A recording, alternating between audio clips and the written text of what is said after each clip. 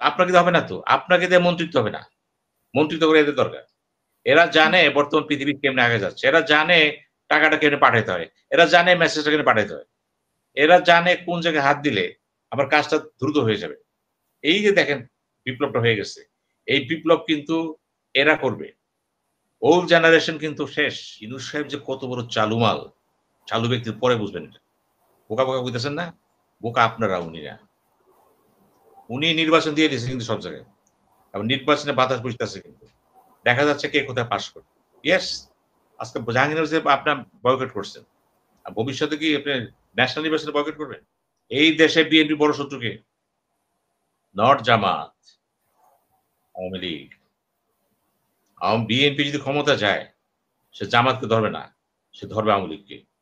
তার ১৭ বছর হিসাব কিতাব আওয়ামী লীগের সাথে। ১৭ বছরে ব্যক্তিগত, সমষ্টিগত এবং রাজনীতি। আওয়ামী লীগের ভোট ব্যাংক কত আছে? বলেন তো কত? এখানে তো একটা বিতর্ক আছে। আওয়ামী লীগ বলে 40%, অনেকে বলে, আমার তো মতে যে এখন জুলাইয়ের পরে আমার বিতর্ক 15-20 আপনি ৪০ এরকম হবে। আওয়ামী লীগ ১৪ দল, জাতীয় পার্টি সব ছোটখাটো পার্টি ৪০% ধরেন বা ৩৫ ধরেন বা ৩০ ধরেন সব মিলায়। এটা বলা হচ্ছে। আপনি কি চিন্তা করেছেন এই হিসাবটা কবেকার? ৩ টা ভোট যখন হয় তখন। অর্থাৎ ২০১৪ সালে শুরু করছে। একবার চিন্তা করছেন এই ৩ টা ভোট যখন হয় এর মধ্যে ৩ কোটি ভোটার দাঁড়ায় গেছে নতুন প্রজন্মে। তারা কি আওয়ামী লীগ করে না বিএনপি করে? চিন্তা করছেন? করেন নাই তো। দল ছিল না তো। করার সুযোগ ছিল না তো। আওয়ামী লীগ করলে শক্তিতে করছে, মন ছিল না কিন্তু। এই ভোটারদের মানসিকতা চেষ্টা করতেছেন, এরা কোথায় ভোট দিবে? আপনি বলতেছেন 40% আছে। কে বলছে 40% আছে? এখন ভোটের উপর মানুষ কত পার্সেন্ট আছে? আগে ছিল, এখন তো নাই। বিএনপিটাও চেঞ্জ হইছে, আওয়ামী লীগও চেঞ্জ হইছে, জাতীয় পার্টি চেঞ্জ হইছে, জামাতও চেঞ্জ হইছে। কারোটা বাড়বে, কারোটা কমবে। কিন্তু আগের মতো থাকবে না কিন্তু। এই হিসাবটা কিন্তু কেউ করতেছেন না আপনারা। আপনারা কি গদবাঁধা কথা কি কইতেছেন? মাছের দাম ছিল ৳৪০, এখন ৳৪০ আছে না? তাহলে এই যে জনমত সৃষ্টি হলো, নতুন জেনারেশন, এদেরকে বাদ দিচ্ছেন কেন? এরা ভোট কাকে দিবে? এরা বাধ্য না? এরা বাধ্যতামূলকভাবে ভোট দিবে ওই এরা। হিন্দুদের কথা আসে। হিন্দু ভাইয়েরাও কিন্তু আগের মতো সেই পর্যায়ে নাই। হিন্দু তো কমিটি তো হীন আছে, ওই বিএনপি তো আছে। জামাত ইসলামও চেষ্টা করছে, সেটা না। প্রশ্ন হলো যে এইভাবে নাই। তারাও ঘাত ঘাত বুঝছে এই দেশে বসবাস আমাদের নাগরিক দেশ। আমরা এই দেশের লোক। আমরা কেন এইভাবে প্রচলিত হব? চেঞ্জ আসছে কিন্তু এখানে। বৌদ্ধ খ্রিস্টানের কথা আসেন অল্প লোক। তারপর তো চেঞ্জ আসতেছে এখানে। কিন্তু সব কথা শেষ কথা হলো যে আপনাকে চিন্তা করতে হবে ভোট নিয়ে যারা গণনা করেন, সেন্সাস করেন, তাদেরকে বলছি আপনার সমস্ত খাতা ছিঁড়ে ফেলান। ব্ল্যাক লিস্টে সব, ব্ল্যাক লিস্ট করে দেন। নতুন প্রজন্ম কি করতেছে ঢাকা ইউনিভার্সিটিতে? This is new result. এটা হচ্ছে নতুন রেজাল্ট। আবার কি বলেন? এটা সাময়িক থাকবে না। আপনাদের আবার আত্মতুষ্টি। এই আত্মতুষ্টি বাদ দেন না কেন? সাময়িক থাকবে পরের কথা। এই যে সামনে ইলেকশনটা আসতেছে, ভোটটা আসতেছে। এই ভোটে কি হইতেছে? আওয়ামী লীগ বলতেছে এত পার্সেন্ট ভোট, বিএনপি এত পার্সেন্ট ভোট। আসলে কি তাই? ভোটটা ভাগাভাগি করছে কে? আপনারা করছেন? না। ওই যে ৩ হ্যাঁ, কোটি এটা বসে তো আছে, ৩ কোটি কিন্তু বইসা আছে দেখায় দেওয়ার জন্য। এই ৩ কোটির মধ্যে এমন কিছু আছে ১ কোটি ধরেন না কেন? লেখাপড়া, শিক্ষা-দীক্ষা কিন্তু জ্ঞান গরিমায়, টেকনোলজি, এই যে কম্পিউটারের কথা বলেন, এই যে আমাদের এই যে হাতে মোবাইল বলেন, এরা কিন্তু মুহূর্তের মধ্যে সবকিছু জানে। এদের ধর্মীয় শিক্ষা যেটি ধরে জানে। এটা কিন্তু অতীত জানত না। অতীতে কিন্তু এই টেকনোলজি ছিল না। আমরা শিক্ষিত লোক বলি আমরা।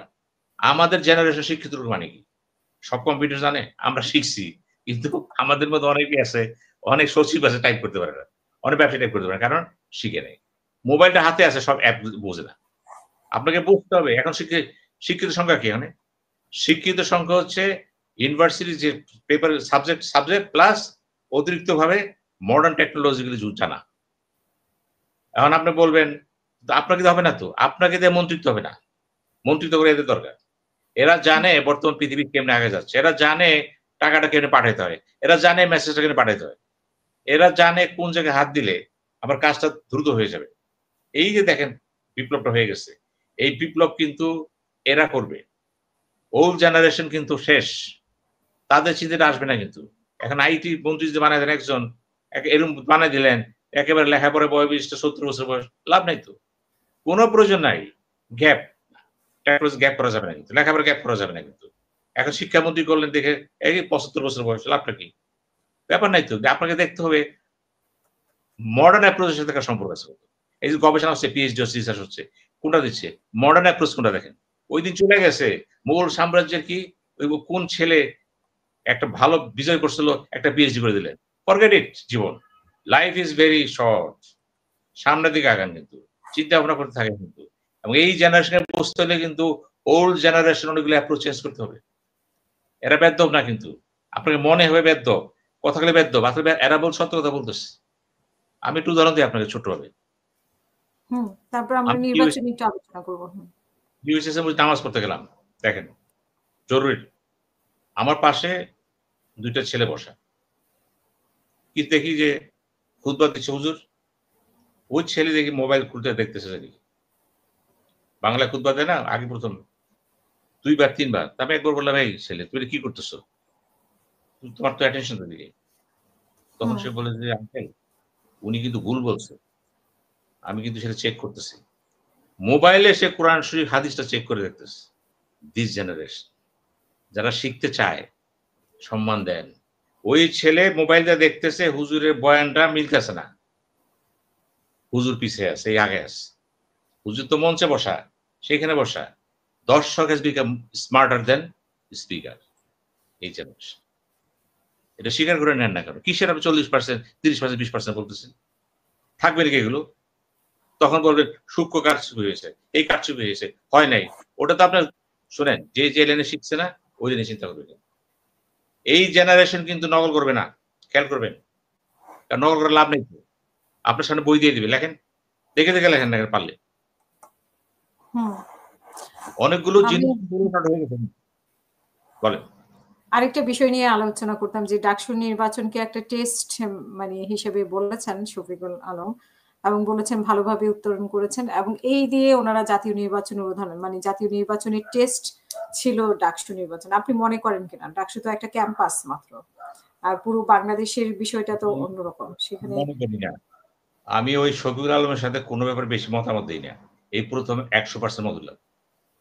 এই প্রথম একেবারে বুঝে শুনে তার বোধহয় একমত হলাম। সে কোন সেন্সে বলছে চিন্তা করেন। এটাকে একটু পজিটিভ দেখ না কেন?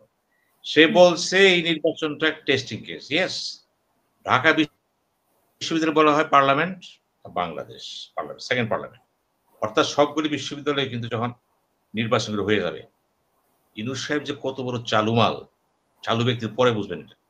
বোকা বোকা বুঝতেছেন না? বোকা আপনারা, উনি না। উনি নির্বাচন দিয়ে দিয়েছে কিন্তু সব জায়গায়। এবং নির্বাচনে বাতাস বসতেছে কিন্তু। দেখা যাচ্ছে কে কোথায় পাস করবে। ইয়েস, আজকে জাহাঙ্গীর ইউনিভার্সিটি আপনার বয়কট করছেন। আর ভবিষ্যতে কি আপনি ন্যাশনাল নির্বাচনে বয়কট করবেন? ঢাকা ইউনিভার্সিটি অনেক সংকটের পর কিন্তু উতরে ডাকসু, গেছে। জাকসু, আরো তো ভোট আছে। চাকসু। তখন জাকসু আছে, চিটাগং আছে, রাজশাহী আছে, ওখানে কারা পাস করবে এটা সবাই জানে। চিটাগং তো ঘাঁটি, রাজশাহী বলতেও পারে তো এগুলো। তো এইগুলি কি আপনাদের দুঃখ, বেদনা না জেলাস? যোগ্যতা প্রমাণ পরীক্ষা হলে বসছেন, পরীক্ষা দিয়ে বলেন যে ভালো ছাত্র, পরীক্ষা না দিয়ে কি কইতেছেন প্রশ্ন ঠিক মতো হয় নাই, ওই প্রশ্নের মধ্যে ওই ছেলে নকল করছে, আমি দেখছি, এগুলি কি? আপনি পরীক্ষার খাতে উত্তর দেন আগে, 5টা পারবেন কিন্তু আপনি 2টা উত্তর দিয়ে কি কইতেছেন আর উত্তরই দেব না। এইগুলি না, that days are over. Shafiqul যেটা বলেছে যে এইটা রিহার্সেল, ইয়েস, টেস্টিং কেস। এখানে যদি সুষ্ঠু সবকিছু হয়ে যায়, এখানে একটা মত বেরিয়ে আসবে তো। কি মত বেরিয়ে আসছে? মতটা বেরিয়ে আসলো যে বাংলাদেশের রাজনীতিতে টিকবে কারা? যারা কথাবার্তা চলছে, ভালো কথাবার্তা সবসময় আদর্শিক ভাবে চলে, ভদ্রতা, নম্রতা, যারা নারী জাতি ইজ্জত দিতে পারে, বোনের ইজ্জত দিতে পারে, বাপকে শ্রদ্ধা করতে পারে, তারাই টিকবে, বাকিরা হারা যাবে। এটা কিন্তু জেনারেল হিসাব। উনি আবার এই হিসাবে কারা বলেছেন যে আছে? সুষ্ঠু নির্বাচনের ক্ষেত্রে যে চ্যালেঞ্জটা, এই চ্যালেঞ্জের ব্যাপারে উনি বলেছেন যে মানে, এবং আইন শৃঙ্খলা রক্ষা করা বা ওই সেন্স থেকে উনিও ওইটা মিন করেছেন, যেটা ছিল একটা টেস্ট। আজকে তো বাধ্য হয়েছে, নির্বাচন সুষ্ঠু হতে পারে। আজকে যে আর্মি নামাইলো, রাত্র 12টার পরে আর্মি নামবে, আর এই তো আধা ঘন্টা 10 মিনিট পরে। কেন নামবে? এটা প্রমাণ করার জন্য যে জাহাঙ্গীর ইউনিভার্সিটি যাতে কোনো ভায়োলেন্স না হয়। তাকে মিস হয়নি তো, যে কোনো ভাবে এটা বন্ধ করা হয়েছে তো। এরকম এটা টেস্টিং কেস, বন্ধ করা যায় কিনা। কিন্তু এই বন্ধটা যে ছাত্রদের নিচ্ছেন তো, আলাপ করছে কাদের সাথে? মূল দল। কিন্তু মূল দল যখন গন্ডগোল করবে, কে থামাবে? প্রশ্ন আছে কিন্তু এইখানেই প্রশ্ন দাঁড়ায় যায়, নির্বাচনটা হবে কিভাবে হবে? জুলাই সনদ তো এখনো পাকাপোক্ত হয়নি, বিতর্ক এখনো আছে। এবং আজকে তো সংবিধান নিয়েও তো বলছে যে সংবিধান আজকে সংবিধান সালাউদ্দিন নিয়ে সাহেব তো বললেন যে সংবিধানে তো হাত দেওয়া যাবে না। কিন্তু সেই কথাবার্তা ব্যাপারে কি আসতেছে। ঐক্যমত হবে? এখন প্রফেসর ইউনূস কিন্তু আগেই বলে দিছে। তারেক জিয়ার সাথে কি কথা হয়েছে? সংস্কার বিচার করার পরে ভিজিবল দৃশ্যমান হওয়ার পরে নির্বাচন দেব। উনি কিন্তু কথা ক্লিয়ার করে দিচ্ছে। ভিজিবল করেন আগে। সংস্কারটা ভিজিবল করেন না কেন? আপনি তো সনদ নিয়ে সময় কাটাই দিতেছেন। কি সনদ এটা? এত দল কেন রাখছেন আপনি? যেই দলগুলোর পাটা নাই, পুতা নাই, কিছু নাই, হ্যাঁ আলোচনা করে সে। কি আলোচনা করে সে? সে কেন আলোচনা করবে? আলোচনা করার অর্থ কি? উনি জাতীয় উপর চিন্তা করতে পারে, ঠিক আছে, একটা দল। ন্যাশনাল থিংকিং আছে তার, চিন্তা করে। কিন্তু রাজনীতিতে তো একটা ভায়াবল পজিশন থাকতে হবে। ইলেকশন কমিশন তারা মেজারমেন্ট করে দিছে। কোন পার্টি কত পার্সেন্ট ভোট পাইছে, অবস্থানটা কি? এই যে আপনি ৩০টা দল ডাকলেন, আমি ওই দিকে ঠিক আছে যে সব দলই দেশপ্রেমী, ইয়েস, সব হুম। চিন্তা ভালো। এমন দল তো আছে লোকাল গভর্নমেন্ট বোঝে না, প্রশাসন বোঝে না, ঠেলার চলে দেয়, সব বলে দিতেছে। আমি তো চিনি অনেকেরই, আমি অনেকেরই চিনি। আমি অবাক হয়েছি কিভাবে সেখানে গেল সে। ওই যে কোটা দিয়েছেন তাকে, কেন দিলেন? এই সমস্ত কাজ করবেন শীর্ষ পর্যায়ে ৪টা ৫টা দলকে নিয়ে।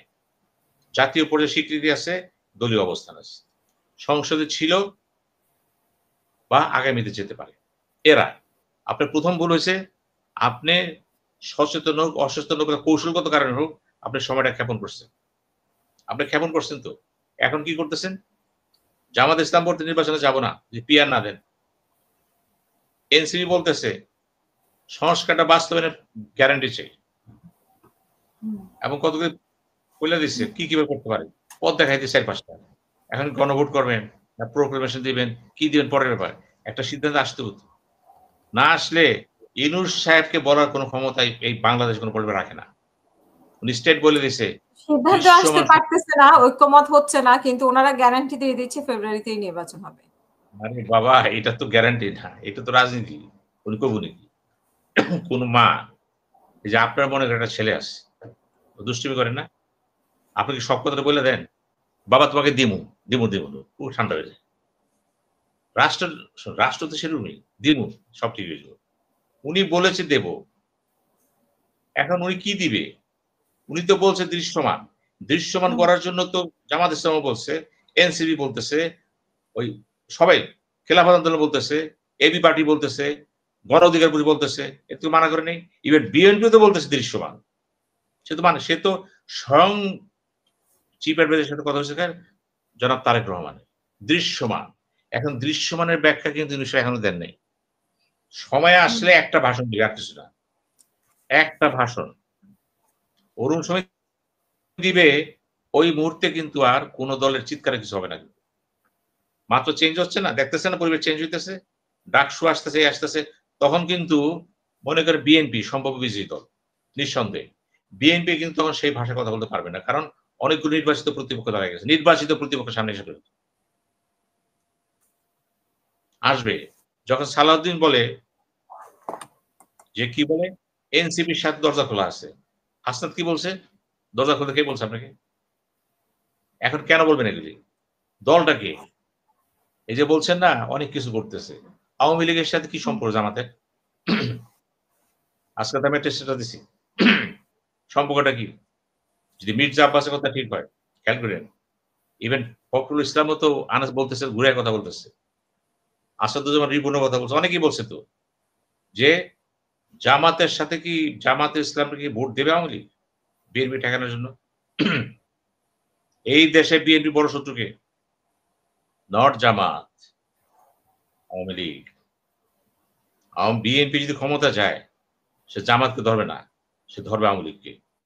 তার ১৭ বছর হিসাব কিতাব আওয়ামী লীগের সাথে, ১৭ বছরে ব্যক্তিগত, সমষ্টিগত এবং রাজনৈতিক, অর্থনৈতিক হিসাবটা কার কাছে? সুতরাং আওয়ামী লীগ জানে যে বিএনপি ক্ষমতায় আসলে পিঠে চামড়া থাকবে না, এবং সেই চামড়া নিবে সে, প্রয়োজনে ভারতের সাথে তার হাত আছে তো, বুঝাই নিব আমার নেওয়ার দরকার।